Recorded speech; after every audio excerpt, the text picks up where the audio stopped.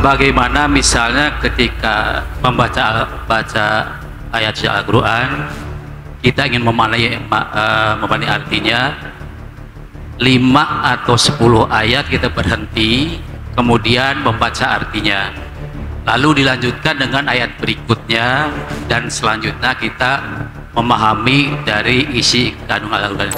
Tapi ada di dalam ayat-ayat Al-Quran yang di dalam memahaminya perlu perangkat penjelasan dari hadis Nabi SAW, kemudian juga pemahaman para sahabat Nabi seperti apa.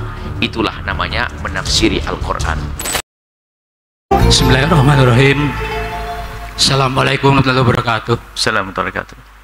Yang mulia Buya Yahya beserta pengasuh Pondok Pesantren Al-Bajah dan semua yang hadir di sini, mudah-mudahan diberikan keselamatan, kesehatan, dan murah rezeki serta panjang umur. Amin ya rabbal alamin. Mohon izin Buya mau bertanya. Sejatinya barangkali kita dalam membaca ayat Al-Quran memaknai dan mengerti apa artinya, tapi barangkali masih banyak, termasuk saya, dalam membaca Al-Quran ini hanya sebatas membaca dengan pedoman satu huruf dalam Al-Quran mendapat pahala 10 kali lipat. Itu yang menjadi pedoman. Bagaimana misalnya ketika membaca ayat Al-Quran, kita ingin memahami artinya 5 atau 10 ayat kita berhenti, kemudian membaca artinya, lalu dilanjutkan dengan ayat berikutnya, dan selanjutnya kita memahami dari isi kandungan Al-Quran itu. Terima kasih. Assalamualaikum warahmatullahi wabarakatuh. Waalaikumsalam warahmatullahi wabarakatuh.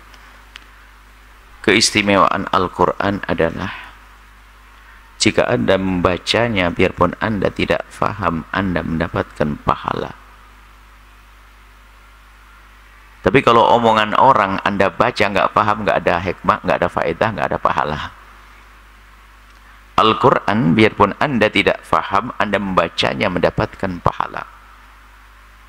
Termasuk Anda akan mendapatkan pemahaman yang unik. Biarpun bukan faham ayatnya, akan tapi difahamkan hati Anda.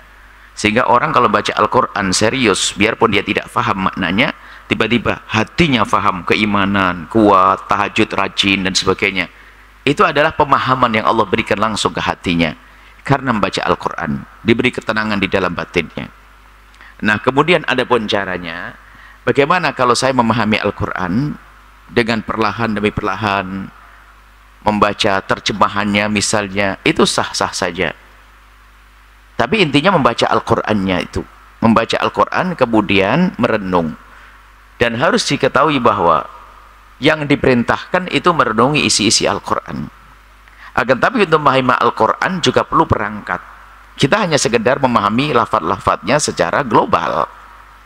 Akan tapi makna detailnya itu para ulama.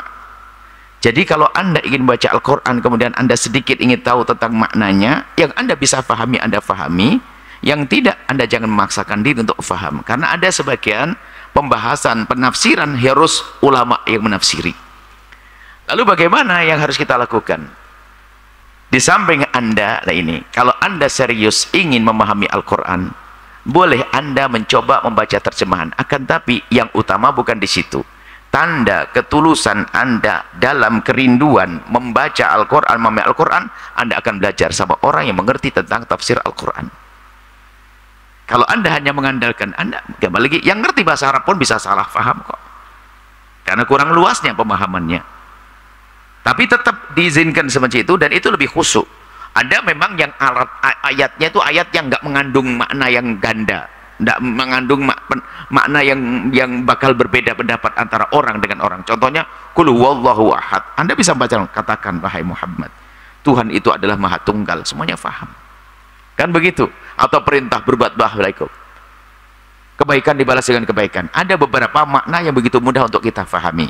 Tapi ada di dalam ayat-ayat Al-Quran yang di dalam memahaminya perlu perangkat penjelasan dari hadis Nabi SAW, kemudian juga pemahaman para sahabat Nabi seperti apa.